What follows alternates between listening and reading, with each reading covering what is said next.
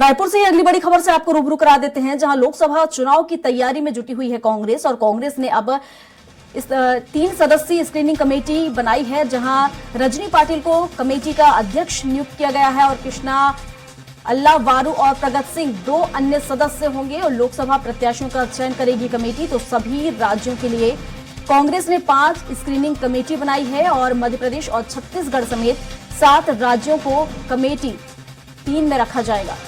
Committee 3 में रखा गया है। इन सभी को मध्य प्रदेश, छत्तीसगढ़ समेत आपको बता दें कि 7 राज्य हैं जिन्हें कमेटी 3 में रखा गया है। तो लोकसभा चुनाव को लेकर रणनीति यहां पर बनाई जा रही है कांग्रेस के द्वारा। और जिस तरीके से विधानसभा चुनाव में जो हार मिली है, कोई कोर कसर यहां पर कांग्रेस नहीं छोड़ना चाहती है। और दिलीप हमारे साथ लगातार फोन लाइन पर बने हुए हैं, तो दिलीप से ही जान लेते हैं। दिलीप, लोकसभा चुनाव को देखते हुए स्क्रीनिंग कमेटी गठित यहां पर कांग्रेस के द्वारा की जा रही, क्या कुछ ज्यादा जानकारी इसको लेकर, क्योंकि कोई कोर कसर कांग्रेस नहीं छोड़ना चाहती लोकसभा चुनाव को लेकर? जी बिल्कुल प्रियंका, कांग्रेस पार्टी ने लोकसभा में अपने प्रत्याशी चयन के लिए स्क्रीनिंग कमेटी बना दी है। अब ये स्क्रीनिंग कमेटी सभी जो राज्य है वहां पर लोकसभा चुनाव के लिए कांग्रेस के कौन कौन प्रत्याशी हो सकते हैं इसका चयन करेगी। इसी कड़ी में छत्तीसगढ़ की बात करें तो छत्तीसगढ़ समेत 7 राज्यों को एक क्लस्टर 3 में रखा गया है, जिसकी जो चेयरपर्सन है राज्यसभा सांसद रजनी पाटिल को बनाई गई है। इसके अलावा इसमें 2 सदस्य हैं, कृष्णा अल्लावरू और प्रकट सिंह, ये भी सदस्य हैं। और ये जो कमेटी है, सभी जो छत्तीसगढ़ की बात करें, छत्तीसगढ़ में सभी 11 लोकसभा सीटों पर प्रत्याशी चयन के लिए काम करेगी। और प्रमुख दावेदारों, कौन कौन दावेदार हो सकते हैं, इसका चयन करने में इनकी महत्वपूर्ण भूमिका होगी। और कुल मिलाकर जो लोकसभा चुनाव है उसको ध्यान में रखते हुए ये पूरी जो कवायद है की जा रही है। और अभी से ही प्रत्याशी चयन की जो प्रक्रिया है वो शुरू की जाएगी, ताकि लोकसभा चुनाव में ज्यादा से ज्यादा सीटें जीत सके। अभी छत्तीसगढ़ की बात करें, छत्तीसगढ़ की 11 में से 9 सीटें 9 सांसद भाजपा से है। कांग्रेस के पास महज 2 सीट है। कांग्रेस चाहेगी कि इस बार ज्यादा से ज्यादा सीटें जीते। हालांकि बीजेपी की भी अपनी कवायद है, बीजेपी के अपने स्तर पर कार्य कर रही है। कल जिस तरह से बैठक हुई, उसमें प्रमुख रूप से लोकसभा चुनाव पर ही फोकस करने के साथ लिहाज से बीजेपी ने एक रणनीति तैयार की है। और बीजेपी का लक्ष्य है कि प्रदेश की सभी 11 सीटों पर वो जीत दर्ज करे।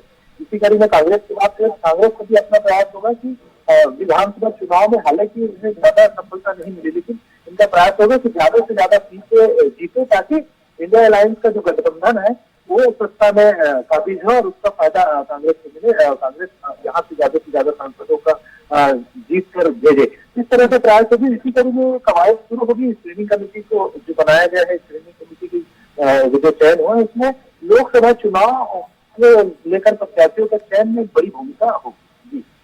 बिल्कुल दिलीप, और जिस तरीके से विधानसभा चुनाव में करारी हार यहाँ जिस तरीके से कांग्रेस को मिली है, तो उसको देखते हुए किस तरह की रणनीति यहाँ पर कांग्रेस की तरफ से बनाई जा सकती है लोकसभा चुनाव को देखते हुए, और किस तरह के जीत के मंत्र कार्यकर्ताओं को दिए जा सकते हैं? तो बिल्कुल प्रियंका, अभी कांग्रेस के सामने एक बड़ी चुनौती है। जिस तरह से विधानसभा चुनाव में हमने देखा कि जो कांग्रेस के तमाम जो बड़े नेता है उनमें एक तरह से एकजुटता नजर नहीं आई, जिसका खामियाजा देखना पड़ा कि सरगुजा संभाग में कभी 14 सीटों पर हार का सामना करना पड़ा, कोई बक्सर के 12 में से 8 सीटों को गंवाई, जिसकी वजह से सत्ता कांग्रेस के हाथ में चली गई। अभी 90 में से 54 सीट बीजेपी के पास है और कांग्रेस के पास 36 सीट रह गई है, लेकिन एक 35 सीट है। लेकिन अब कांग्रेस अभी लोकसभा के लिहाज से देखा जाए तो भी 3 लोकसभा क्षेत्र, खास करके जांजगीर चांपा, कांकेर और कोरबा, ये 3 लोकसभा क्षेत्रों में कांग्रेस अभी भी बढ़त पर है। अब इसके अलावा महासमुंद क्षेत्र में तो कांग्रेस ये चाहेगी कि जिस तरह से उन्हें जो विधानसभा में वोट मिले हैं उसके लिहाज से भी अगर कांग्रेस को इस बार लोकसभा में अगर मत मिलता है तो कम से कम 3 से 4 सीट जीत सकती है। लेकिन कांग्रेस का प्रयास होगा कि ज्यादा से ज्यादा सीटें जीत कर लाए, ताकि केंद्र में कांग्रेस की और इंडिया अलायंस की सरकार बनाने में मददगार साबित हो। तो इस तरह से कांग्रेस चाहेगी अपने जो तमाम कार्यकर्ता। लेकिन दिलीप, इस बार हम देखें तो बड़ी चुनौती कांग्रेस के सामने है, क्योंकि जिस तरीके से अगर हम पिछली विधानसभा चुनाव की बात करें तो बम्पर जीत कांग्रेस को यहां पर मिली थी, लेकिन वहीं इस बार बीजेपी के खाते में ज्यादा से ज्यादा सीटें गई हैं। और अब लोकसभा चुनाव, इसको देखते हुए बड़ी चुनौती यहां पर कांग्रेस के पास है। ऐसे में किस तरह का रोड मैप तैयार करेगी कांग्रेस? और हालांकि तैयारियां पहले से ही इसको लेकर शुरू हो चुकी हैं।